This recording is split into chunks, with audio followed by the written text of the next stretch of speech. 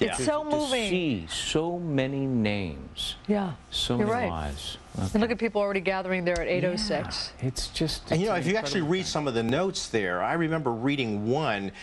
They said we left this for you, and it was a cartridge of a handgun. Really? Yeah, they just left it there in remembrance of one of their fallen comrades. What a memorial. Okay. American and Iranian diplomats just finished holding formal talks for the first time in 27 years, one day after American troops freed 42 Iraqis in a raid on an al-Qaeda hideout. But before we get to that, Clarissa Ward is live at Baghdad to tell us what came out of this rare face-to-face meeting. One of the ambassadors there was going to, or diplomats, was going to hold a news conference and disclose what took place. Have you heard anything yet?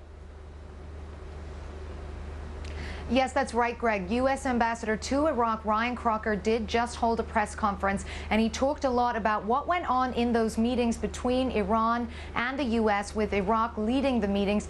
He said it was interesting that Iran and the U.S. and Iraq all seem to share the same set of guiding policies about what is needed to be done for Iraq's future and steps that can be taken to possibly stabilize the situation here. But what Ryan Crocker was saying was that, in fact, there seems to be still a disparity between what the Iranians are saying and between what is being seen on the ground in terms of their what the ambassador believes is their continuing support of militias here in Iraq. Ambassador Crocker said that he had brought up a series of specific concerns with the Iranian ambassador about this funding and training and arming of the militias. He also said that the Iranians, for their part, had been slightly more general in their concerns that they had brought up. They had articulated their belief that the U.S. presence in Iraq is an occupation. They also said they didn't think that the U.S. is doing enough in terms of really building up and training the Iraqi forces.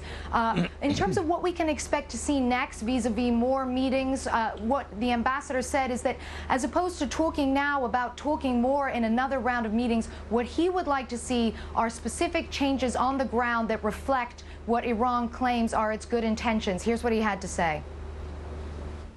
So in terms of what happens next, I think we're going to want to wait and see not what is said next, but what happens next on the ground, whether we start to see some indications of a change in Iranian behavior.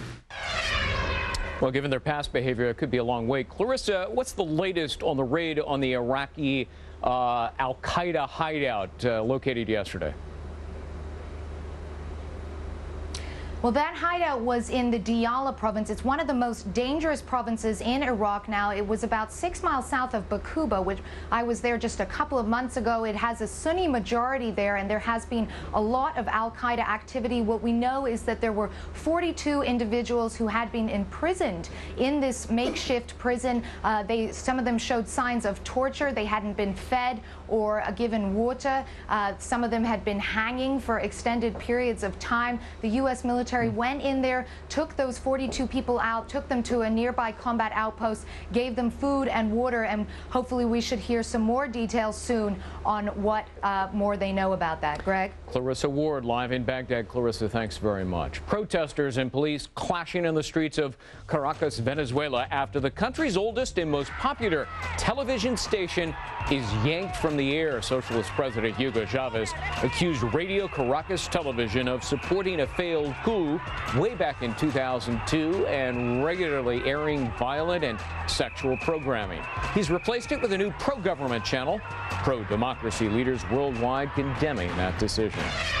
Rescuers encouraged now by the progress of two humpbacked whales who have spent the last couple of weeks lost in the Sacramento Delta. The pair swam about 14 miles toward the saltier ocean waters. Scientists aren't exactly sure why they did that suddenly. The mom and calf suffered serious skin damage from their lengthy exposure to fresh water. They're still about 50 miles from the sea, so a long way to go. Dario Franchitti takes the checkered flag at a rain-soaked Indianapolis 500. The Scotsman grabbed the top spot when race leaders pitted for what would be the last time. Downpours forced the race to be called after 415 miles. It was Franchitti's first win at the Brickyard, and his wife Ashley Judd was there on hand as well. A little soaked herself. On a sad note, comic actor Charles Nelson Reilly has died of complications from pneumonia. Reilly acted and directed on Broadway, but became known for his, well, rather campy television appearances on talk shows and The Match Game in the 70s and 80s. Reilly was 76 years old. And those are your headlines. Now over to Rick Reichmuth, standing by in the Fox